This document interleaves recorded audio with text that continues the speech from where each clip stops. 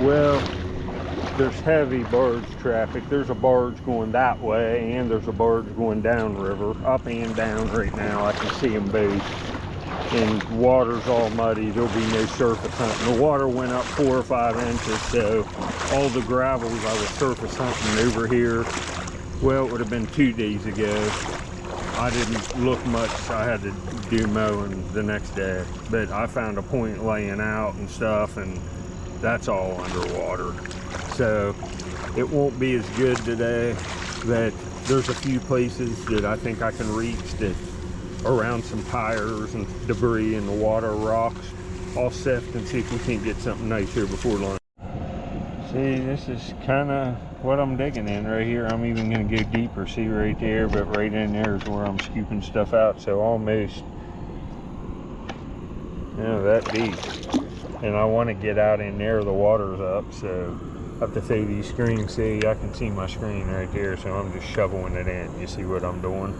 I'm using the tip of my shovel. I used the probe first to find this pocket, and it goes right up into there, and then it ends base clay ripples. So I'm digging this spot right here.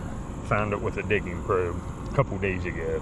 As I said before, I have my screen in the water out there in like chest deep water right by my foot on the bottom, and I keep a rock in it to keep it weighted that I take out, so when I start it didn't float up. You see what I mean? And I pull it up to shallow water, and then I start pulling the rocks out. And look at this. Pull this up. Look, that side's pitted. You can see it's been laying out there. Look at that. Wow, this is nice. These ones that are, look, handheld. That is nice. I got to take it. Wow. There's so many of these. I'll get into places where I'm in a pile of fired rock, and anything like this size or bigger has pits in it. See this one today. See, there's another pit there, but this side, see, it has river algae growing on it. It's not dried out yet, but there's that. And here's some more. Here's one I just recently found. See the pit right there on a cobble too, and see another pit right there. This is one of the nicest. I found this one last summer. This is a beautiful one. Real nice cobble with nice color, nice pits, and it just fits your hand perfectly. See, lots of them are made, these pits on these, see, on these like cobbles. Green in here, and see that's a heat treated river cobble with some work. There's little flakes. There's another flake. I'll find some artifacts for sure. I can tell by looking at this. I'll just keep going in that pile, and something nice should turn up. Just do the sifting. There's a broken open by percussion chipping river cobble. Right there's another one. Every screen there's usually multiples on good spots. And little flakes you see from the manufacturer of ancient artifacts. And then every once in a while you'll see there's another flake. You get a nice point. You see this? I'm over the water, so I look at that black serrated point. Hopefully the tip is on that. Holy crap. See, right there's a river cobble chert with a nice inclusion in it. You'll make a point out of it. But here's what caught my eye, and look, I haven't even got this sifted down. Get some of these big rocks out. Take this as whole. See, there's a flake right beside it, look. From the manufacturer of something else. Oh, it looks good. Oh my gosh. Folks, that is a stone cold stunner. Oh my gosh.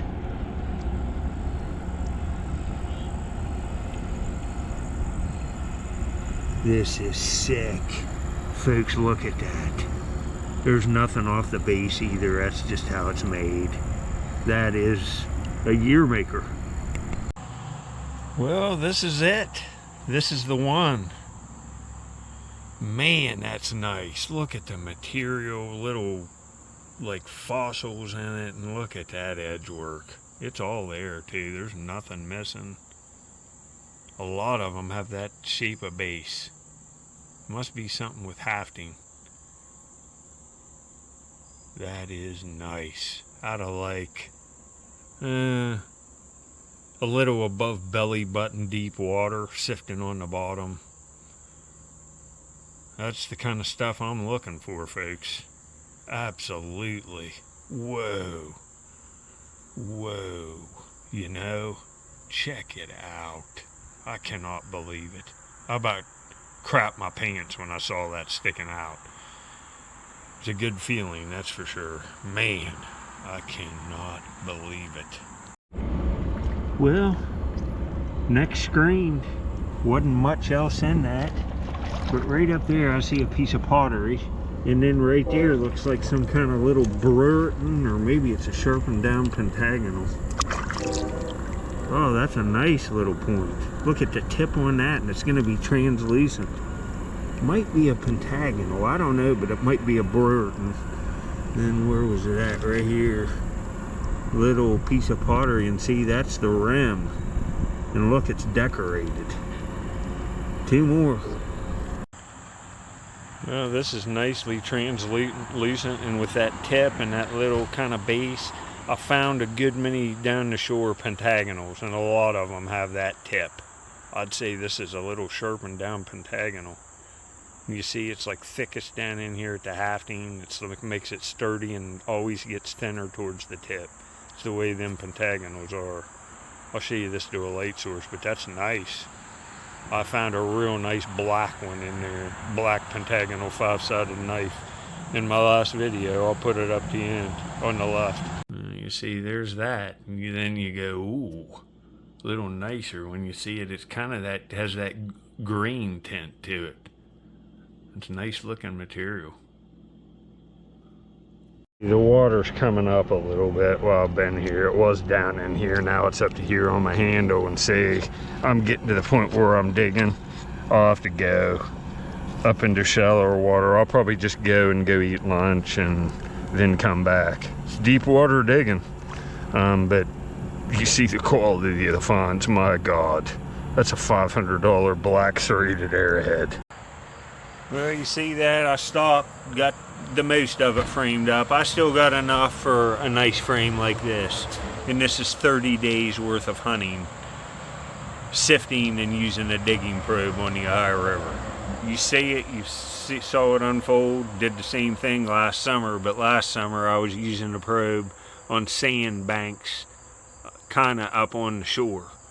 This summer I'm in deep water.